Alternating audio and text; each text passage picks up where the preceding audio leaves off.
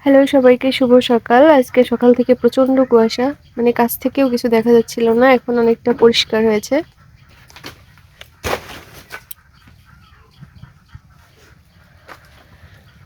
আর এই কুয়াশা ভরা শীতের সকালে বছরের প্রথম আমাদের নিজেদের গাছের খেজুরের রস দিয়ে তৈরি করা হবে খেজুর রসের পায়েস। আর খেজুর রসের পায়েস তৈরি করার জন্য প্রথমেই খেজুরের রসটাকে ভালো মতো জাল দিয়ে একটু ব্রাউন কালার করে নিতে হবে। এরপরে পরিষ্কার করে রাখা আতপ চালগুলো রসের মধ্যে দিয়ে দিতে হবে। এবং একটা জিনিস মাথায় রাখতে হবে, যেন চালের পরিমাণটা অনেক বেশি না হয়ে যায়। আমি ছোটমার কাছে জানতে চাইলাম কতটুকু চালের জন্য কতটুকু রস প্রয়োজন। ছোটমা বলল 5 লিটারের মধ্যে আমরা মাত্র 250 গ্রাম চাল ব্যবহার করতে পারি, কারণ এই রসের মধ্যে একটুখানিও জল ব্যবহার করা যাবে না। এই রসের মধ্যেই চালগুলো আস্তে আস্তে ফুটবে এবং রসটাও আস্তে আস্তে কমে আসবে। আজকে আবার এমন কুয়াশা পড়েছে যে মনে হচ্ছে সারা দিনেও আজকে আর সূর্য মামার দেখা পাওয়া যাবে না। পায়েস পিঠা তৈরিতে আমি এখনো অতটা পাকাপোক্ত নই, তাই জন্য ছোটমাই সবসময় এই কাজটা করে থাকে। ছোটমার পাশে বসেই আমি রসুন বেছে দিচ্ছিলাম, কারণ ঘরে খাওয়ার জন্য ভাতও রান্না করতে হবে। যত যাই খাও না কেন, বাঙালির ভাত না হলে একদমই চলে না। গ্রামের বাড়িতে থাকার এই একটাই আনন্দ, কোনো কিছুই কিনে খেতে হয় না। এই দুধটা দেখতে পাচ্ছ, এটাও আমাদের নিজেদের গরুরই দুধ। দুই মুখের এই চুলায় এক সাইডে দুধটাকে গরম করা হচ্ছে, অন্য সাইডে পায়েস তৈরি করা হচ্ছে।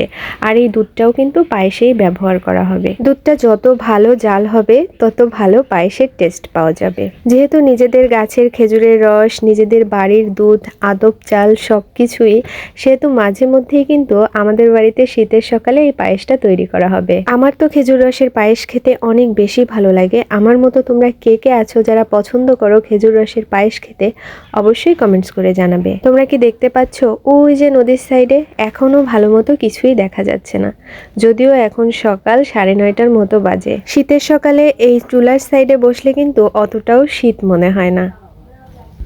আমি বসেছি চুলার পিঠে। চুলার পিঠে আসলে অতটা ঠান্ডা লাগে না, কারণ আগুনের একটা তাপ আছে তো। আস্তে আস্তে জাল দিতে হবে আর এই কাঠি দিয়ে এরকম নাড়তে থাকতে হবে।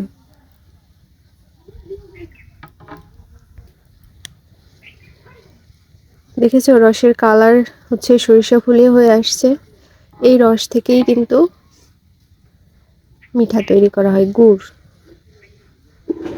আমি যেহেতু এখন আর শিলনোড়ায় মশলা পিষতে পারি না, সেহেতু ছোটমা গেছে মশলা পিষতে, এই ফাঁকে আমি একটু চুলার সাইডে বসেছি। এটা হচ্ছে শখের বসে চুলার সাইডে বসে এই পায়েস আমি রান্না করতে পারি না, কিন্তু এখানে বসে আমাকে এটা করতে হবে, কারণ চুলার সাইডে বসতে তো শীতের সকালে অনেক মজা। এরপরে পায়েসটাকে নাড়তে থাকতে হবে আর জালটার দিকে খুবই খেয়াল রাখতে হবে, কারণ যদি জালটা অনেক বেশি হয়ে যায় তাহলে চালটা ফুটবে না, রসটা টেনে যাবে। এই জন্য সব কিছুর সাথে সামঞ্জস্য রাখতে হলে জালটা আস্তে আস্তে দিতে হবে এবং নাড়তে থাকতে হবে, যাতে চালগুলো নিচে থেকে লেগে না যায়। চালগুলো যখন অর্ধেকটা পরিমাণ সেদ্ধ হয়ে যাবে, তখন এর মধ্যে 3 থেকে 4 ওড়ন, আমরা এটাকে ওড়ন বলি, বা তোমরা বাটিও ব্যবহার করতে পারো, কাপ ব্যবহার করতে পারো, দুধ অ্যাড করব এবং তারপরে আবার আস্তে আস্তে জাল দিতে থাকতে হবে। এরপরে ছোট মা কিশমিশ তেজপাতা অ্যাড করেছে, কিন্তু আমি সেই ক্লিপটা নিতে একদমই ভুলে গেছি, কারণ আমি সাইডে বসে রসুন বাচ্ছিলাম আর গল্প করছিলাম। এই করতে করতে আমার যে ভিডিও করতে হবে সেইটাই আমি ভুলে গিয়েছিলাম। আর এখন দেখো পায়েসের কালারটাও কিন্তু প্রায় চেঞ্জ হয়ে এসেছে এবং ঘন হয়ে এসেছে, অর্থাৎ পায়েসটা প্রায় হয়ে এসেছে। নামানোর আগে আরও খানিকটা দুধ অ্যাড করে ছোটমা পায়েসটা নামিয়ে নিয়েছে। আর এই পায়েসটা কেমন খেতে হয়েছে সেই রিভিউটা যখন পায়েসটা খাবো তারপরে তোমাদেরকে জানাবো।